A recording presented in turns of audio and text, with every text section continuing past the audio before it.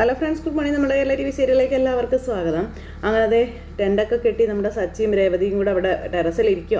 അപ്പോൾ രേവതിയെ വിളിച്ച് അകത്തിരുത്തി. അതിനുശേഷം അച്ഛമ്മയുടെ വീട്ടിൽ അന്ന് പുറത്ത് കട്ടിലിട്ടിട്ട് കുടയൊക്കെ ചൂടി കിടന്ന് നീ ഓർക്കുന്നുണ്ടോ എന്ന് ചോദിക്കുമ്പോൾ അതെങ്ങനെ മറക്കാൻ പറ്റുമോ എന്ന് ചോദിച്ചു രേവതിയെ. പക്ഷേ ഇതിനകത്ത് ലൈറ്റില്ല. ആരും പറഞ്ഞു ലൈറ്റില്ല എന്ന്? എവിടെയാണ് ലൈറ്റ്? അപ്പോഴത്തേക്ക് നീ നമ്മുടെ സച്ചി ഒരു ടോർച്ചോ ഒന്നൊരു ഇതൊക്കെ എടുത്ത് അതിനകത്ത് സെറ്റ് ചെയ്തു. അപ്പോഴത്തേക്ക് രേവതിക്ക് അതൊക്കെ ഭയങ്കരമായിട്ടങ്ങ് ഇഷ്ടമായി. കൊള്ളാലോ എന്നും പറഞ്ഞിങ്ങനെ ഇരിക്കുക. ആ ഒരു സമയത്ത് ഭയങ്കര സന്തോഷമാട്ടോ സച്ചിയുടെ മുഖത്ത്. വലിയ ഇഷ്ടത്തോടെ ഇങ്ങനെ ഇരിക്കുന്നു. ഈ ഒരു സമയത്ത് സച്ചി എഴുന്നേറ്റ് മുകളിൽ പോയി മുകളിലേക്ക് ആകാശത്തേക്ക് നോക്കി ഇങ്ങനെ അവിടെ നിൽക്കുക. നക്ഷത്രങ്ങളെ കണ്ടും ചന്ദ്രനെ കണ്ടും ഒക്കെ ഇങ്ങനെ നോക്കുവാണ്. അപ്പോൾ അതൊക്കെ കണ്ട് രേവതിയും ഭയങ്കര സന്തോഷത്തോടെ നിൽക്കുന്നു. എന്താ സച്ചേട്ടൻ ഇങ്ങനെ നോക്കുമെന്ന് ചോദിച്ചു.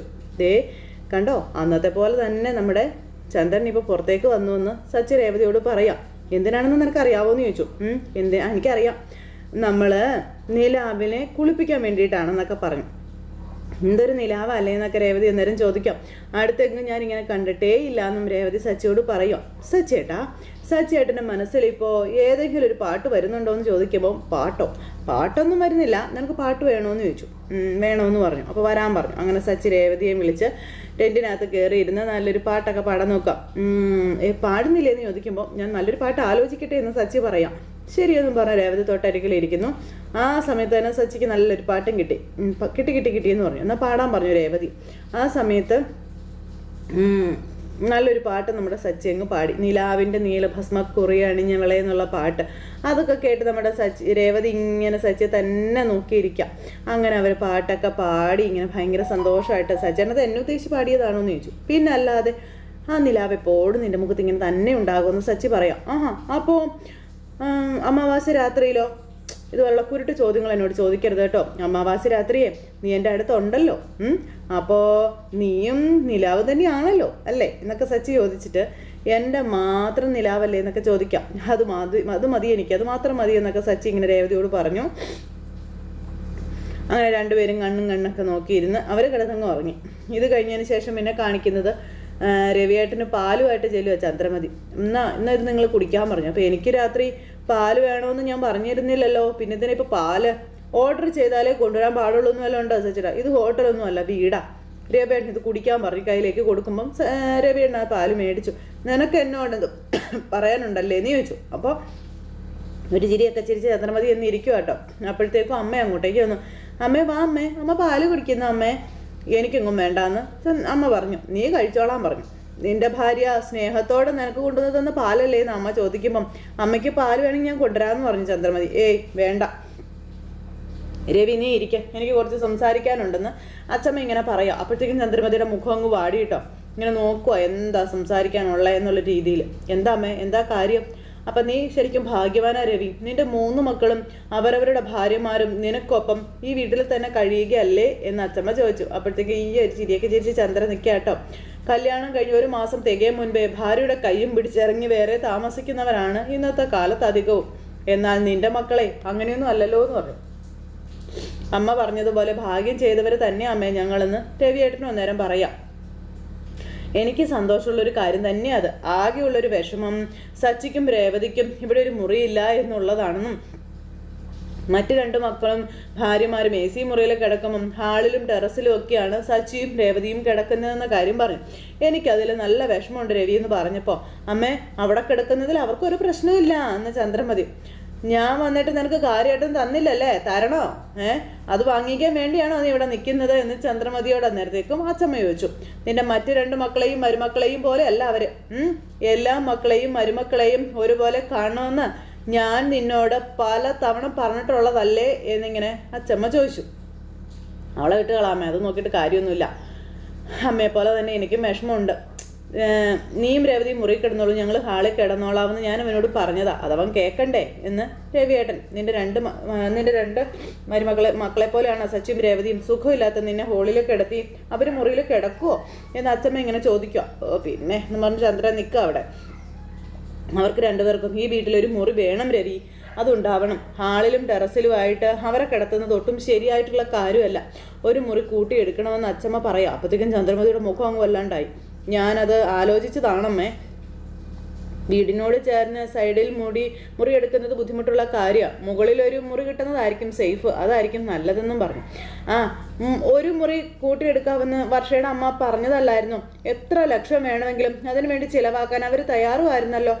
എന്നാൽ ഇവിടെയുള്ള ചില ബുദ്ധിയില്ലാത്തവർ അത് വേണ്ടാന്ന് പറഞ്ഞു എന്ന് ചന്ദ്രമതി പറയുമ്പോൾ, നമുക്ക് മുറി കെട്ടിത്തരാൻ അവരാരാ? നമുക്ക് വേണ്ടത് നമ്മൾ ചെയ്യും. അവരുടെ ആരുടെയും ഔദാര്യമൊന്നും നമുക്ക് വേണ്ട, അതിൻ്റെ ആവശ്യവും നമുക്കില്ല എന്ന് പറഞ്ഞു. ഒരു മുറി കെട്ടുക എന്നൊക്കെ പറഞ്ഞാൽ നമുക്കത് ബുദ്ധിമുട്ടുള്ള കാര്യമല്ലേ? എന്നാലേ അവർക്കത് അങ്ങനെയൊന്നും അല്ല. അവരുടെ വീട് നിങ്ങൾ കണ്ടതല്ലേ എന്നൊക്കെ ചോദിച്ചു. എങ്കിലേ നീ ആ വീട്ടിൽ പോയി താമസിക്കാൻ അച്ചമ്മ എന്നേരം പറഞ്ഞു. ഇവിടെ മറ്റുള്ളവർക്ക് മനസമാധാനത്തോടെ കഴിയാവല്ലോ എന്നും അച്ചമ്മ ചന്ദ്രമതിയോട് പറയുവാണ്. ഞാനെന്ന് അവളെ ശ്രദ്ധിച്ചിരുന്നു, അഹങ്കാരിയാണ് അവളെന്ന കാര്യം അച്ചമ്മ പറയാം. അവളുടെ കാശ് കണ്ടിട്ടല്ലേ നീ അവളെ തലയിലെടുത്ത് വെക്കുന്നതും താണു വണങ്ങുന്നതും ഒക്കെ, ശരിയല്ലേ എന്ന് അച്ചമ്മ ചോദിച്ചു. മറ്റുള്ളവരുടെ കയ്യിലെ കാശ് കണ്ട് വെള്ളം ഇറക്കുന്ന നിന്റെ ഈ സ്വഭാവം അത് നീ ആദ്യം മാറ്റണം ചന്ദ്രമതി, നിനക്കത് ദോഷം ചെയ്യുമെന്നും അച്ചമ്മ പറഞ്ഞു കൊടുക്കുക. ചന്ദ്രേ, നമുക്ക് ആരുടെയും സഹായത്തിന്റെ ആവശ്യമില്ല, നമ്മൾ തന്നെ ഇവിടെ ഒരു മുറി ഉണ്ടാക്കും, മനസ്സിലായോ എന്നും ചോദിച്ചുകൊണ്ട് രവിയേട്ടൻ തുള്ളി ചാടിക്കൊണ്ട് ചന്ദ്രമതി അവിടെ നിന്ന് അങ്ങോട്ടേക്ക് പോയി. ചന്ദ്രമതി അങ്ങ് പോയി കഴിഞ്ഞപ്പോൾ അച്ചമ്മ, രവി പെട്ടെന്ന് തന്നെ പണി തുടങ്ങിക്കോ, കാശ് ഞാൻ തരാമെന്ന് പറഞ്ഞു. അത് കേട്ടപ്പോൾ, അതൊന്നും വേണ്ട അമ്മേ, അമ്മ അധ്വാനിച്ചുണ്ടാക്കുന്ന കാശ് അത് അമ്മയുടെ കയ്യിൽ തന്നെ ഇരിക്കട്ടെ, ഞാൻ എനിക്ക് വേണ്ടിയാണോടാ കാശ് ഉണ്ടാക്കുന്നത്, നിങ്ങൾക്കൊക്കെ വേണ്ടിയിട്ടല്ലേടാന്ന് ചോദിച്ചു. അച്ചമ്മ, നിങ്ങൾ സന്തോഷത്തോടെ കഴിയണം, അത് എൻ്റെ ആഗ്രഹമെന്നും പറഞ്ഞു.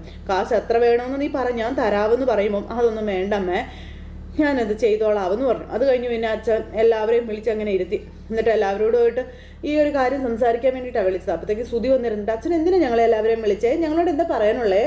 അപ്പം രവി, നീ പറയാൻ അച്ഛമ്മ രവി എന്നോട് പറഞ്ഞു. എല്ലാവരും ഉണ്ട്. എന്താ അച്ഛാ, എന്തിനാ രാവിലെ തന്നെ എല്ലാവരും വിളിച്ചു വരുത്തിയതെന്ന് സച്ചിൻ ചോദിച്ചു കേട്ടോ. ആ സമയത്ത് ഞാനൊരു തീരുമാനം എടുത്തിട്ടുണ്ട്, അത് നിങ്ങളോട് എല്ലാവരോടും പറയാൻ വേണ്ടി വിളിച്ചിരുത്തിയതെന്ന് പറഞ്ഞു. അപ്പോഴത്തേക്കും എല്ലാവരും അങ്ങോട്ടും ഇങ്ങോട്ടും നോക്കുക. എന്ത് തീരുമാനമോ എന്ന് ശ്രുതി ചന്ദ്രമതിയോട് ചോദിച്ചു. ആ സമയത്ത്, നിങ്ങൾ 3 പേരും കല്യാണം കഴിക്കുന്നതിന് മുൻപ് ഞാൻ ഇങ്ങനെ ഒരു ആലോചന ഒന്നും നടത്തിയിരുന്നില്ല എന്നും ഇവിടെ ഉള്ള മുറികളിൽ തന്നെ എല്ലാവരും അഡ്ജസ്റ്റ് ചെയ്തൊക്കെ കിടക്കുമായിരുന്നു. ഇന്നിപ്പോൾ നിങ്ങൾ 3 പേരും കല്യാണം കഴിച്ച് നമ്മളുടെ കുടുംബം വലുതായിരിക്കാം. എല്ലാവരും മുറികളിൽ കിടക്കുമ്പം സച്ചിയും രേവതിയും മാത്രം ഹാളിലും ടെറസിലും ഒക്കെ ആയിട്ടാണ് കിടക്കുന്നതെന്ന് പറഞ്ഞു. അന്നേരത്തേക്കും സച്ചിയും രേവതി ഇങ്ങനെ അങ്ങോട്ടും ഇങ്ങോട്ടും നോക്കുക. ചന്ദ്രമതി നേരത്തേക്കും അതിനിപ്പോൾ എന്താ കുഴപ്പം എന്ന് ചോദിച്ചു. അപ്പം നീ മിണ്ടിപ്പോകരുതെന്ന് ചന്ദ്രമതിയോട് അച്ചമ്മ പറഞ്ഞു. മിണ്ടാതെ അടങ്ങി അവിടെ ഇരുന്നോളാനും. സച്ചിയും രേവതിയും മുറിയിൽ കിടക്കട്ടെ, ഞങ്ങൾ ഹാളിൽ കിടന്നോളാം എന്ന് പറയാൻ വേണ്ടിയിട്ടാണ് അച്ഛൻ ഈ പൊതുസമ്മേളനമൊക്കെ വിളിച്ചതെന്ന് സച്ചി ചോദിച്ചു. അന്നേരം, അതൊന്നും വേണ്ട അച്ഛാ, അതിൻ്റെ ആവശ്യമില്ല, അച്ഛൻ മുറിയിൽ തന്നെ കിടന്നാൽ മതി, ഞങ്ങൾ എവിടെയെങ്കിലും കിടന്നോളാമെന്നും പറഞ്ഞുകൊണ്ട് ഇങ്ങനെ രവിയേട്ടനോട് സച്ചി പറയുമ്പോൾ, അപ്പം മൊത്തം പറയട്ടെടാ, നീ മിണ്ടാതിരിക്കാൻ പറഞ്ഞു അച്ചമ്മ സച്ചിയോട്. ഈ വീട്ടിലൊരു മുറിയുടെ കുറവുണ്ടെന്നും അതുകൊണ്ട് വീടിന് മുകളിൽ ഒരു മുറി എടുക്കാൻ ഞാൻ തീരുമാനിച്ചിരിക്കുകയാണെന്ന് പറഞ്ഞു. അത് കേട്ടപ്പോൾ ശ്രീകാന്തിനും വർഷയ്ക്കും സന്തോഷമായി. ശ്രുതിയും അതുപോലെ ശ്രുതിയും കൂടെ പറഞ്ഞിങ്ങനെ നോക്കി ഇങ്ങനെ നിൽക്കുക. അപ്പോഴത്തേക്കും ശ്രുതി, അച്ഛാ, ആ റൂം ആർക്കാ? അപ്പം ആ മുറി അവന് വേണ്ടി വരും, അതവൻ ചോദിക്കുന്നതെന്ന് സച്ചി അന്നേരം പറഞ്ഞു. ബസ്സിലെ ആൾക്കാർ കർച്ചീഫൊക്കെ വെച്ചിട്ട് സീറ്റ് പിടിക്കത്തില്ലേ, അതുപോലെ ആ മുറി പണിയുന്ന സ്ഥലത്ത് അവൻ ഇപ്പോഴേ ഒരു ബെഡ് കൊണ്ടിടും. കഷ്ടം തന്നെ എൻ്റെ പൊന്നു ചങ്ങാതി എന്ന് പറഞ്ഞ സച്ചി അവിടെ ഇരിക്കുക. ആ സമയത്ത് ശ്രുതി ഇങ്ങനെ തുറച്ചു നോക്കുക. സച്ചി, നീ ഒന്നും മിണ്ടാതിരിക്കാൻ പറഞ്ഞു നേരത്തേക്കും. രവിയേട്ടൻ, ഞാനിപ്പോൾ ഇങ്ങനെ ഒരു തീരുമാനം എടുത്തു, ഇനിയിപ്പോൾ നിങ്ങളുടെ 3 പേരുടെയും അഭിപ്രായം അത് നിങ്ങൾ പറയണം. അത് ചോദിക്കാൻ വേണ്ടിയാ എല്ലാവരോടും ഇങ്ങോട്ട് വരാനായിട്ട് പറഞ്ഞതെന്നും രവിയേട്ടൻ ഇങ്ങനെ അവിടെ വെച്ച് പറയാം കേട്ടോ. അപ്പോൾ എന്തിനാ അങ്ങളെ ഒരു മുറി മാത്രമായിട്ട് കെട്ടുന്നത്? 2 മുറിയും ഹാളും ഉള്ളൊരു ഫ്ലോർ തന്നെ നമുക്ക് കെട്ടിക്കൂടെ എന്നും ചോദിക്കുക. ആ സമയത്ത് ഇവിടെ വർഷ. അപ്പോൾ വർഷ അങ്ങനെ ചോദിക്കുമ്പം വർഷ പറഞ്ഞത് നല്ലൊരു ഐഡിയ അല്ലേ എന്ന് ചന്ദ്രമതി, അതെ 2 റൂം ഹാളും അതിൻ്റെ കൂടെ ഒരു കിച്ചണും കൂടി ഉണ്ടെങ്കിലും നല്ലതാണെന്നും പറഞ്ഞ് ഈ ചന്ദ്രമതി ഇങ്ങനെ പറയുക. ഈ കുടുംബത്തെ കടത്തിൽ കൊല്ലാനാണോ അമ്മയുടെ പ്ലാൻ എന്ന് നേരത്തേക്കും സച്ചി ചോദിച്ചു. അവളുടെ അഭിപ്രായം പറഞ്ഞത്, ഇനിയിപ്പോൾ നിങ്ങൾ 3 പേരും കൂടെ നിങ്ങളുടെ അഭിപ്രായം പറയാൻ പറഞ്ഞു രവിയേട്ടൻ. അല്ല അച്ഛാ, അത് പിന്നെ ഓരോ റൂം മാത്രം ആക്കണ്ട, നമുക്ക് 2 റൂമാക്കാം എന്നിങ്ങനെ ശ്രുതി. ആ സമയത്ത് എന്നും പറഞ്ഞിട്ട് അച്ഛമ്മ ഇങ്ങനെ തലയാട്ടിക്കൊണ്ടിരിക്കുക. മുറി എത്രയായാലും അതിന് അറ്റാച്ച് ബാത്റൂം വേണമെന്ന കാര്യം ശ്രുതി അന്നേരം പറയും എന്നും പറഞ്ഞുകൊണ്ട് ചന്ദ്രൻ ഇരിക്കാം. ഒരു ഫ്ലോർ കെട്ടിത്തരാൻ തന്നെ നല്ല സമയമെടുക്കും, അതുമാത്രമല്ല വലിയ തുകയും ചിലവാകും, നമ്മുടെ കയ്യിലൊന്നും അത് നിൽക്കില്ല എന്ന് ശ്രീകാന്ത് പറഞ്ഞു. നല്ലൊരു മുറി കിട്ടിയാൽ മതി അച്ഛാന്ന് ശ്രീകാന്ത് പറയുമ്പോൾ, ശ്രീകാന്ത് കാശൊരു വിഷയം ആക്കണ്ട, എൻ്റെ അച്ഛനോട് പറഞ്ഞ് ഒരു ഫ്ലോർ തന്നെ കെട്ടിത്തരുമെന്ന് വർഷ പറയാം. നിന്റെ അച്ഛൻ കൽപ്പണിക്കാരനാണോ ഫ്ലോർ കെട്ടിത്തരാനെന്ന് സച്ചി അന്നേരം വർഷയോട് ചോദിച്ചു. സച്ചിയേട്ടാ വേണ്ട പ്ലീസ്, വിട്ട് കളയാൻ പറഞ്ഞു ശ്രീകാന്ത്. വഴക്കുണ്ടാകരുതല്ലോ എന്ന് പ്രതീക്ഷിച്ച്. അപ്പോൾ നമ്മുടെ വീടിന് അദ്ദേഹം ഫ്ലോർ ഒന്നും കെട്ടിത്തരണ്ട, അതിൻ്റെ ആവശ്യമില്ല എന്നും അദ്ദേഹത്തിൻ്റെ കാശ് അദ്ദേഹത്തിൻ്റെ പോക്കറ്റിൽ തന്നെ കിടക്കട്ടെ, നമുക്കതൊന്നും വേണ്ട എന്ന് സച്ചി അന്നേരം വർഷയോട് പറഞ്ഞു. ഇത് കേട്ടപ്പോൾ അല്ല അത് പറയാൻ നീ ആരാണെന്നും ഇതെൻ്റെ വീടാണെന്നും ചന്ദ്രമതി പറയുക കേട്ടോ. ഇതേ എന്ത് വേണമെന്ന് ഞാൻ തീരുമാനിച്ചോളാമെന്നും ചന്ദ്രമതി പറഞ്ഞു. വർഷയുടെ അച്ഛൻ ഫ്ലോർ കെട്ടിത്തന്നാൽ ഇപ്പം എന്താ കുഴപ്പം, പുളിക്കോ? അത് കേട്ടപ്പോൾ പുളിക്കുമെന്ന് തന്നെ സച്ചി ചന്ദ്രമതിയോട് പറയുക. ലാസ്റ്റ് കൂട്ടടിയാവുന്ന ലക്ഷണമോ കാര്യങ്ങൾ. ഇതേ നിന്റെ മാത്രം വീടല്ല, രവിയുടെയും കൂടെ വീടാണെന്ന കാര്യവും അച്ഛമ്മ പറഞ്ഞു. 2 പേരുടെയും പേരില വീടും സ്ഥലവും ഉള്ളത്, അത് നീ മറന്നു പോകരുത് കേട്ടോ എന്ന് അച്ഛമ്മ പറഞ്ഞു. എന്ത് വേണമെന്ന് നീ മാത്രം തീരുമാനിച്ചാൽ പോരാ, എല്ലാവരുടെയും അഭിപ്രായം കേൾക്കണമെന്നും അച്ഛമ്മ ഇങ്ങനെ പറഞ്ഞു. അത് ശരിയാണെന്ന് സച്ചിയും പറഞ്ഞു. ആ സമയത്ത് അങ്കിൾ അച്ഛൻ ചെയ്യുന്ന ഒരു ഹെൽപ്പായിട്ട് മാത്രം ഇതിനെ എടുത്താൽ മതിയെന്നേ, വേറൊന്നും അതിന് തോന്നണ്ട, എനിക്ക് വേണ്ടി ചെയ്യുന്നു എന്ന് കരുതിയാൽ മതിയെന്ന് വർഷ പറയുമ്പം അതൊന്നും വേണ്ട വർഷേ, അതിൻ്റെ ആവശ്യമൊന്നുമില്ല. നിങ്ങൾക്ക് 2 പേർക്കും മാത്രമായിട്ട് വേറൊരു സ്ഥലത്ത് അദ്ദേഹം വീട് വെച്ച് തന്നാൽ എനിക്ക് പ്രശ്നമോ കാര്യങ്ങളൊന്നുമില്ല, ഇവിടെ വേണ്ട മോളെ. അത് ശരിയല്ല എന്ന് അച്ഛൻ പറഞ്ഞു. ഇക്കാര്യത്തിൽ അദ്ദേഹത്തിൻ്റെ ഹെൽപ്പൊന്നും നമുക്ക് വേണ്ട മോളെ എന്നും അച്ഛൻ ഇങ്ങനെ പറഞ്ഞു. അപ്പോഴത്തേക്കും ബുദ്ധിയില്ല ബുദ്ധി എന്ന് പറഞ്ഞ് ചന്ദ്രമതി ഇരിക്കാം. ചന്ദ്രേ എനിക്ക് അത്രത്തോളം ബുദ്ധിയുള്ളൂ, എനിക്കുള്ള ബുദ്ധിയൊക്കെ മതിയെന്ന് പറഞ്ഞു രവിയേട്ടൻ. അന്നേരം അച്ഛൻ റൂം കിട്ടുന്നൊക്കെ അവിടെ നിൽക്കട്ടെ, അതിനിപ്പോൾ ഉള്ള കാശ് എവിടെ നിന്നാണെന്ന് ചോദിച്ചു. നീ പേടിക്കണ്ടടാ, നിന്നോടാരും കാശൊന്നും ചോദിക്കത്തില്ല എന്ന് സച്ചി അന്നേരം സുധിയോട് പറഞ്ഞു. അവനോട് കാശ് ചോദിക്കുന്നുള്ള പേടിയാ അവന്. അതാ അയ്യോ അച്ഛൻ എനിക്ക് കുറച്ച് കാശേ എൻ്റെ കയ്യിലുണ്ട്, ബാക്കി കാശ് നമുക്ക് ലോൺ എടുക്കാമെന്നും നിങ്ങളാരും കാശ് തരണ്ടെന്നും രവിയേട്ടൻ ഇങ്ങനെ പറയാം. അപ്പം അത് കേട്ടപ്പോൾ എന്നും പറഞ്ഞ് ഇങ്ങനെ നിൽക്കുക ശ്രുതി. അച്ഛാ മുറിയൊന്നും എടുക്കണ്ട, അതിൻ്റെ ആവശ്യമില്ല, അച്ഛൻ വിചാരിക്കുന്നത് പോലെയൊന്നും അല്ല, നല്ല കാശാകുമെന്ന് സച്ചി പറഞ്ഞു. അല്ലെങ്കിൽ തന്നെ അച്ഛൻ ഇപ്പോൾ ഒരുപാട് കടമുണ്ട്, അതെങ്ങനെയെങ്കിലും തീർക്കാൻ നോക്കുന്നതല്ലേ നല്ലത്, അതായത് അതിൻ്റെ മേലെ വീണ്ടും കടം എടുക്കാൻ നിൽക്കരുതെന്നും പറഞ്ഞുകൊണ്ട് ഇങ്ങനെ സച്ചി പറയുക കേട്ടോ. പിന്നെ നാളെ അച്ഛൻ മറ്റുള്ളവരുടെ മുന്നിൽ കൈ നീട്ടാൻ ഇട വരരുതെന്നും സച്ചി പറഞ്ഞു കൊടുക്കുക, അതുകൊണ്ട് മുറിയൊന്നും ഇപ്പോൾ എടുക്കണ്ട എന്നൊക്കെ സച്ചി ഇങ്ങനെ അവിടെ ഇരുന്ന് പറഞ്ഞു. അപ്പോൾ ദേ അച്ഛാ നോക്ക്, സച്ചേട്ടൻ പറഞ്ഞത് തന്നെ അച്ഛൻ എൻ്റെ അഭിപ്രായം എന്ന് രേവതി പറയുമ്പം ഇവിടെ ഒരു മുറിയുടെ കുറവുണ്ട് മോളെ, എങ്ങനെയെങ്കിലും എനിക്കത് കെട്ടണം, കെട്ടിയേ പറ്റുള്ളൂ എന്നും അച്ഛൻ തറപ്പിച്ച് പറഞ്ഞു. ഇപ്പം അച്ഛൻ അതിനെപ്പറ്റി ഒന്നും ആലോചിക്കണ്ടെന്നേ, ദേ കിട്ടാനുള്ള 50 ലക്ഷം രൂപ കിട്ടട്ടെ അപ്പം കെട്ടിക്കോളാൻ പറഞ്ഞു സച്ചി. അയ്യോ അച്ഛാ അതൊക്കെ പറഞ്ഞുകൊണ്ട് ശ്രുതി അന്നേരം അവിടെ ഇരിക്കുക. ശ്രുതി അന്നേരം കള്ളിയെ പോലെ കണ്ണും ഇറുക്കി പിടിച്ചിങ്ങനെ നിൽക്കുക കേട്ടോ. അച്ഛാ അച്ഛനിപ്പോൾ ആകെയുള്ള വരുമാനം പെൻഷനാണ്, മുറി എടുത്താൽ അത് മുഴുവനും കടം വീട്ടാനല്ലേ തികയുള്ളൂ, കടം മനുഷ്യൻ്റെ സമാധാനം നശിപ്പിക്കും. ഇത്രയും വർഷം അച്ഛൻ ജോലി ചെയ്തു, കഷ്ടപ്പെട്ടു, സന്തോഷത്തോടെയും സമാധാനത്തോടെയും വിശ്രമിക്കേണ്ട ഒരു സമയമല്ലേ അച്ഛൻ ഇത്, എന്തിനാ വെറുതെ കടം വാങ്ങി ഇങ്ങനെ സ്വസ്ഥത നശിപ്പിക്കുന്നേ, അതിൻ്റെ ആവശ്യമുണ്ടോ അച്ഛാന്നൊക്കെ ചോദിച്ചു കേട്ടോ. അപ്പം ഇവളുടെ ഒരു ഉപദേശം എന്ന് പറഞ്ഞ് ചന്ദ്രമതി ഇരിക്കുക. അപ്പോൾ നീ എന്തെങ്കിലും പറഞ്ഞോ എന്ന് അച്ഛമ്മ ചന്ദ്രമതിയോട് ചോദിച്ചു. ഇല്ലെന്ന് ഞാനൊന്നും പറഞ്ഞില്ലെന്നും പറഞ്ഞ് ചന്ദ്ര എന്നും പറഞ്ഞ അച്ഛമ്മ നീട്ടി ഒരു മൂളി. പിന്നെ ഒരു കാര്യം, സച്ചിയും രേവതിയും പറഞ്ഞതെല്ലാം ശരിയായിട്ടുള്ള കാര്യം തന്നെയാണ്. ഒരു മുറിയാണ് കെട്ടാൻ ഉദ്ദേശിക്കുന്നതെങ്കിലും ഇന്നത്തെ കാലത്ത് നല്ല കാശ് തന്നെ വേണ്ടി വരും, അതുകൊണ്ട് തൽക്കാലം മുറി കൂട്ടി എടുക്കണ്ടെന്ന് അച്ഛമ്മ പറഞ്ഞു. അത് കൊള്ളാം, ഇപ്പം അങ്ങനെയായോ അമ്മേ? ഒരു മുറി വേണമെന്ന് അമ്മ തന്നെയല്ലേ പറഞ്ഞേ? അമ്മയോടും കൂടി ആലോചിച്ചിട്ടല്ലേ ഞാൻ ഇവരോട് എല്ലാവരോടും പറഞ്ഞെന്ന് ചോദിച്ചപ്പം അതെ അങ്ങനെ തന്നെയാ പറഞ്ഞേ. അപ്പോൾ എല്ലാവരും ഇങ്ങനെ അന്തം വിട്ട് നോക്കുക, അതൊക്കെ ശരിയായിട്ടുള്ള കാര്യം തന്നെയാണ്. സച്ചിയും രേവതിയും പറഞ്ഞപ്പോഴാണ് ഞാൻ അതിനെക്കുറിച്ച് കൂടുതലായിട്ട് ആലോചിച്ചത്. വെറുതെ കടം വരുത്തി വെക്കേണ്ട രവിയെന്ന് അമ്മ പറഞ്ഞു. നിന്റെ 3 മക്കളും ജോലി ചെയ്യുന്നുണ്ടല്ലോ, അവരുടെ കയ്യിലെ കാശ് വരുമ്പോൾ അവരായിട്ട് തന്നെ മുറി കൂട്ടി എടുക്കട്ടെ എന്നും അച്ഛമ്മ ഇങ്ങനെ പറഞ്ഞു. അതെങ്ങും അടുത്തൊന്നും നടക്കാൻ പോകുന്നില്ല അമ്മയെന്ന് രവിയേട്ടൻ പറഞ്ഞു. അത് പറയും സച്ചിയും രേവതിയും ഹാളിലും ടെറസിലും ഒക്കെ ആയിട്ട് കിടക്കേണ്ടി വരുമെന്നും പറഞ്ഞു.